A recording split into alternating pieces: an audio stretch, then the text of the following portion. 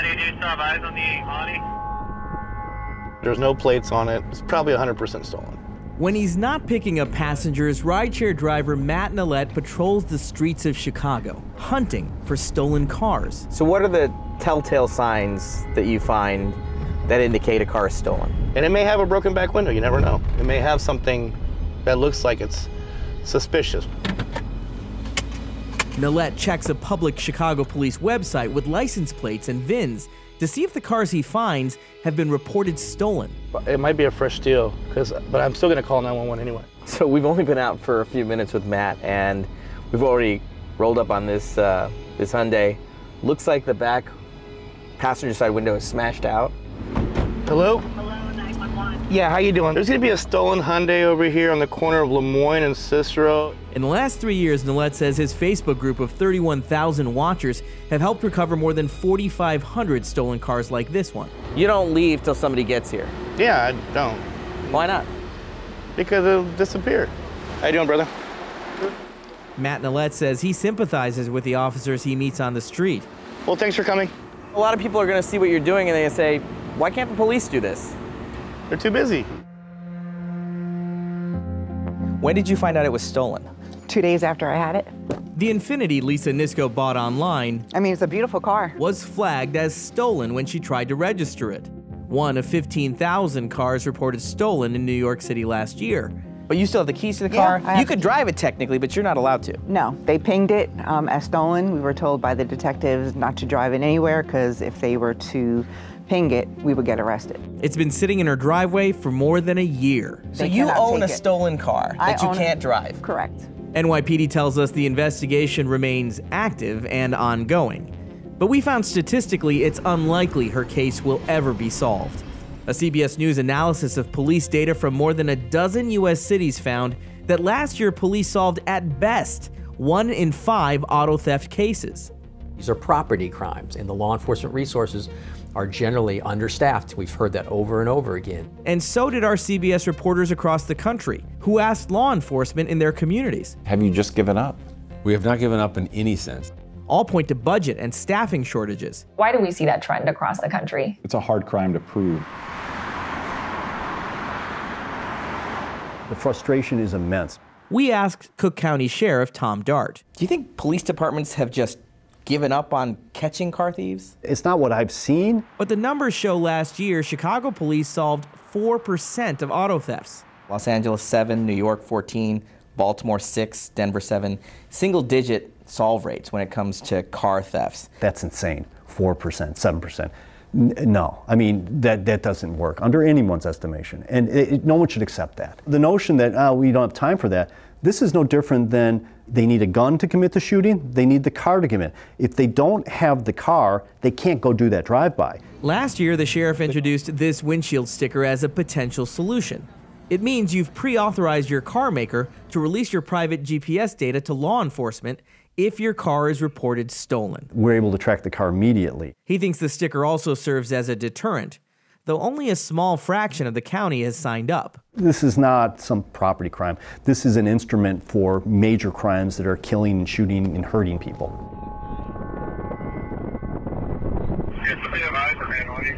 There's no repercussions for their actions as well. With relatively few arrests, They'll just keep stealing cars, stealing cars, stealing cars. Matt Nallette says That's it. there's no real deterrent. Until they do a more horrible crime. Yeah, I always think about it. Mentally, especially your first time, your first encounter, there's really no way to prepare for it. You know, I was only 15, but you know, after that, I just kind of realized like this is the real world and being black, you know, in America. He's among the best in high school basketball, ranked 3rd in the country. Paulo Banchero heads into his senior year already committed to Duke. A multi-sport athlete who's not just a champion on the hardwood, but on the gridiron too. In 2018, he helped Seattle's O'Day High School bring home the state trophy. The same year, the high school freshman would face a new reality. As an African-American teen, his fame and popularity offered no shield during his first encounter with police. It was pretty kind of sudden. He just came up to the window and, you know, had his gun out, told us not to move. It happened here at the White River Amphitheater in Auburn. Paulo and his friend were attending their first ever concert, Chris Brown. And as they were cruising the parking lot getting ready to head home, they say King County deputies targeted their car. I was on my phone just sitting in the passenger seat. I remember, you know, just dropping my phone. In the police report, the King County Sheriff's deputy wrote the vehicle was likely stolen, which it was not, and initiated a felony stop. The deputy approached the car with his gun drawn, pointed right at the kids. We asked the officer over and over, actually, why he had his gun out, just because we were so confused. While police ordered his buddy out, forced him against the car, and handcuffed him, Paulo was organizing his own strategy on what to do. Just don't make any sudden movements. He was remembering the talk with his mother. Don't run. Like one of the main things, don't run. Just keep your hands where, you know, they can see him. Paulo's mom warned, even coached her son on what to do if he was ever stopped by police before he could even drive. Now, if you're white, this might be hard to believe, but it's the reality for families of color. It's the talk we have with our kids to keep them safe. It's not a conversation that you and I can't have. We have to have that it is tantamount to their survival. Here is the critical question about that night. Were Paulo and his friend racially profiled? We don't know. King County doesn't keep data on the race of people stopped. Neither do the Seattle or Tacoma police departments. It is not required by law. The safety of these boys on that night was predicated on their decision making as inexperienced teenagers, as opposed to the decision making of trained officers, you know, who I don't think needed to draw the weapon. Paulo's dad, Mario Banquero. Do you think, Dad, that this would have happened if those boys were white in a car at the amphitheater? Not at all. I mean, I just don't. Statistics back up Mario's feelings. The Stanford Open Policing Project found Washington State Patrol troopers during a traffic stop are far more likely to search blacks, Hispanics, and especially Native Americans than whites. America then painted this picture of the black person, especially the black male, that he's a threat. Eldridge Rickasner of Bellevue is a former NBA player and UW Hall of Famer. Eldridge Rickasner for 3. And just like with Paulo, star athlete status has not protected him from police stopping him repeatedly. Being black in America, it's a challenge and it's stressful. You know, I'm tired. I'm tired of turning on the TV seeing unarmed black men just getting shot down like animals. Eldridge and his wife Karen are the parents of 4, 3 girls, and Manny, their only boy. For a black person, when your son turns 16, you got to have that talk, you know, and it's heartbreaking. You know, we're talking about an organization that's supposed to protect and serve, but we're teaching our kids how they got to act a certain way so they don't end up dead. And that's horrifying. Eldridge told us since Manny's learning to drive, he was about to give him the talk. We asked if we could tag along. He agreed. But you don't say anything until they ask you something. And I want you to keep your hands either where I have my hands at right here on the steering wheel or on the dashboard so they can see them at all times. Then he tells him he has rights. If you ever get pulled over by a police officer and you don't think that they're being fair for you, you have a right to call 911. And Eldridge reminds him to use his best manners. Just make sure you have your hands visible where you can see them and that you're being real respectful. Yes, officer, no officer, when they ask you a question and when you answer. All right, buddy, bud, we're gonna let you jump in the driver's seat. Come on. And you also have a right to video the police officer. If you feel like it's a situation where he's asking you to step out of the vehicle because he wants to get confrontational, you just say, no, sir, I'm calling 911 and I'm asking for another officer. Especially with the recent high-profile events, Manny says he's taking the talk to heart. I see people on the news, black people, black men, getting killed for no reason, and I don't want to be like them. 2 years after a deputy pointed a gun at Paulo, he still gets nervous when he's on the road and sees police. A lot of people, whether they admit it or not, just naturally feel more threatened when they see, you know, a black person, which I think is unfair just because, I mean, it's nothing but the color of someone's skin. Now, he's not just telling his story, he's giving voice to the cause. I just didn't want to, you know, stay quiet because I feel like if you're quiet about it, then you're kind of part of the problem. While Paulo fights for change, there's still so much work to do. And that means parents with children of color will continue to have the talk. I do think the talks that I had with him saved his life that night.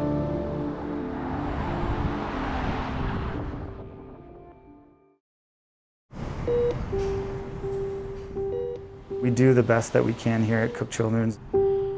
This is the last resort to come to the emergency department. We've seen a significant rise in our number of behavioral health and mental health patients that we see in the emergency department. But we're seeing even younger and younger kids, 8 and 9-year-olds. Anxiety and suicidal thoughts, thinking they don't belong and wish they were dead. Bed space means physical bed space where we can house patients. We weren't able to double room people because of COVID, and so it even decreased the number of beds. You know, it's very stressing. You feel terrible for the families when they're trapped here for hours, days on end trying to find placement. In our emergency department, we start in triage. We'll ask our screening questions, and if we deem them a high-risk patient based on their answers to those questions, they're assigned a one-to-one sitter. We tell our staff all the time that they do meaningful work by asking these questions and screening these kids. We're asking questions that children may have never been asked before, and no one may have ever known that they were struggling if no one had asked. For the year 2022 total, we screened 31,791 patients, the children who presented with a medical complaint that were non-behavioral health. 640 of those were deemed and identified as at risk for suicide. 22 of those were actively suicidal at that time. We have caught so many children that came in for medical issues that have attempted suicide in the last 48 hours that want to die. We catch these kiddos that aren't presenting for behavioral complaints before they harm themselves. We also place them in rooms that are similar to the one you're looking at now. So we're in one of our behavioral health rooms. We have 5. They're special because they prevent harm. This is a psych-safe room that allows us to cover outlets so people cannot harm themselves by sticking things in them to electrocute themselves. Our beds, so when the child is acting out or aggressive or trying to harm themselves or others, we have to restrain to keep them safe. These are the restraints that we use, and we apply them to their wrist and then secure them to this bed frame. We have covered plumbing. There was incidents in other areas where children were tying ligatures around those and hanging themselves from the plumbing underneath the sinks. We enclose our TVs in a lockbox so they can't harm themselves with the glass by breaking the glass on the TV or using it as an object to throw at staff members. We have 8 behavioral health rooms, inpatient psychiatric unit. So our average length of stay for an ED patient is 3 hours. For behavioral health patients to be admitted or transferred, it's somewhere between 7 and 9 hours. We've had length of stays over 36 hours in this room, waiting to try to find some place to accept a transfer because they're all full. It's not always enough. So it's not always enough. We could use probably another 5 rooms. Fortunately, we have to admit them to our medical side if we don't feel that they're safe to go home and we don't have a safe place for them to go. That again ties up a medical bed. It further stresses the medical system even more when we don't have the appropriate place to help these kids get to. You can see the anguish on these parents' face that they feel like that they're exhausting every resource that they have, and then they end up here and we try to do the best we can, but it's not that slam dunk answer that they really want. We're fortunate in here that our hospitalist group has agreed to help these kids out of the emergency department and keep them up on the medical floor so that they're not down here for days and days waiting on a bed. Other places, unfortunately, they don't have that luxury, and so they will keep kids in the ER for days and days, which is never the right thing. No one should ever be in an ER longer than a few hours. It means that the system's broken. I was praying that he would come back to life. 5, 4. Because he was still a person. Stop CPR. Did you ever get any training to recognize an inmate in medical distress? No. Can't breathe. I thought he was safe in that damn jail. And I am pretty angry about this. I don't like listening to mamas talk about their dead sons. They would have expected them to come out of jail alive, not dead. That's State Representative Garnett Coleman. This is the power of investigative reporting. After a WFA investigation into deaths at county jails run by a private company, Coleman called a hearing in Austin. The company is LaSalle Corrections. It's about the quality of the people who work in the jail. Over the past few months, we've told you about people not convicted of any crimes dying in the county jails operated by LaSalle. Over and over, we found inexperienced and undertrained guards using too much force. He's turning a different color. And not asking for medical care in time. Our investigation found LaSalle is taking advantage of a loophole in state law, a law that actually allows guards to work under a temporary license with virtually no training for up to a year. Because of our reporting, that's about to change. Here is a first-hand account as to why. There's a lot of stuff that's going wrong in that place. Javier Marroquin worked for LaSalle at the Fannin County Jail for 5 months, the whole time under a temporary license. Continue for 1 minute 30 seconds. He was on duty this past November when he discovered inmate Paul Plecker in distress. Plecker had come into the jail with life-threatening medical problems and needed to be checked often. Continue. Marroquin filmed as a nurse performed CPR. Come on, Plecker. That's his voice you hear. Did Paul Plecker have to die? No, he didn't. Who failed him? We all did. Marroquin says the jail was understaffed that night. A supervisor pulled him to another part of the jail to help out. As a result, he couldn't check on Plecker like he was supposed to. When I came back the next check, he was slouched over without life in him. He filled out paperwork saying the checks had occurred when they hadn't. He was fired for falsification of records. They kind of turned a blind eye to it, as long as the work is being done. Marroquin wasn't the only one undertrained in falsifying jail checks. We discovered it's a recurring issue at LaSalle's jails. Morgan Angerbauer's case also involved falsified jail checks. 1, 2, 3, 4. She was a lovely girl, full of spunk. A diabetic, she died without insulin at another LaSalle jail in Bowie County. How many SARS? She's dead right there.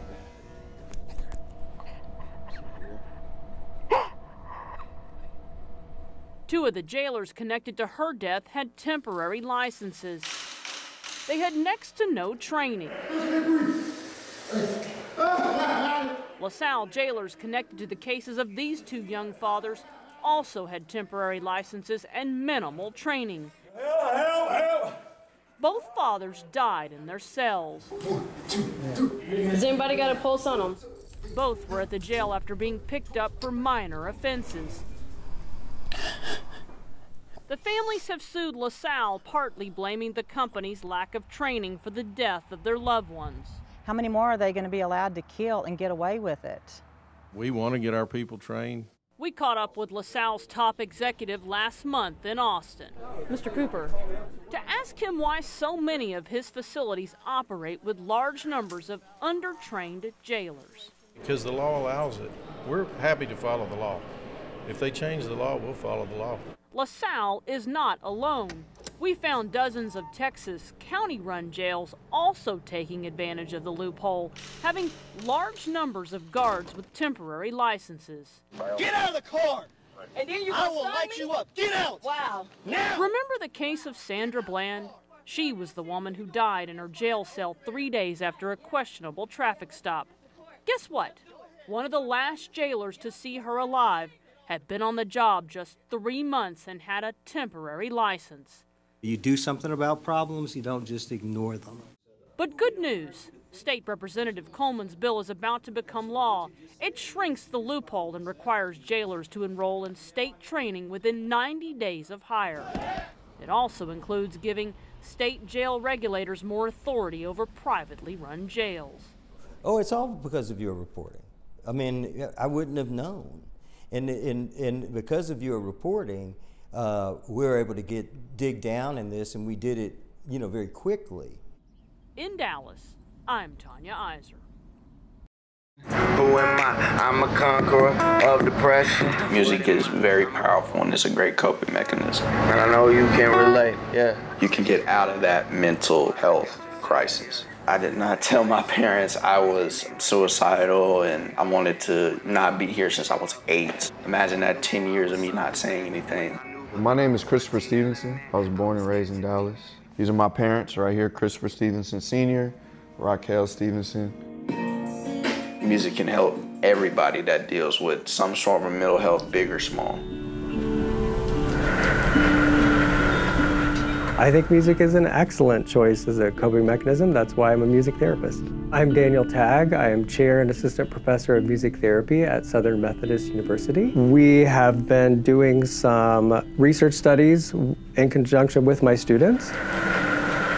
We wrote a piece of music using slower beats per minute, melody that's not going up and down too much, not too much instrumentation. If you are paying attention to some of those qualities of the music, you can successfully use those things to help yourself relax.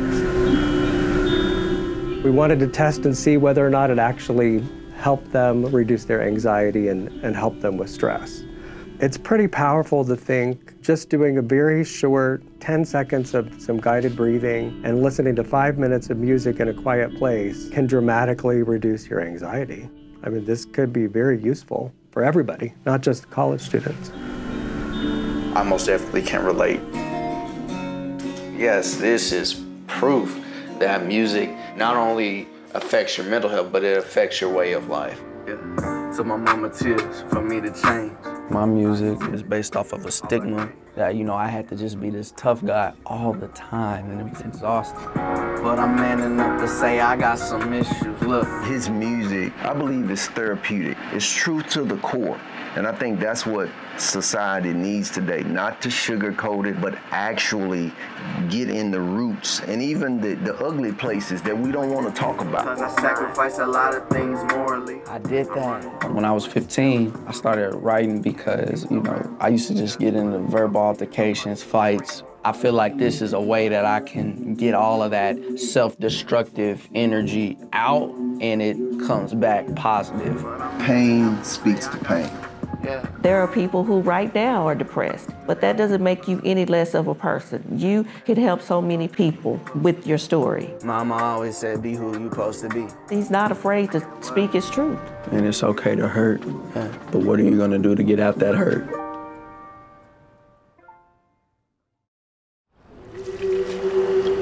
Welcome. We're the Lactamish people. On the shore of the Salish Sea. These are the native waters of Quethalmachan, orcas. Members of the Lummi Nation and others pray for the return of someone they consider family.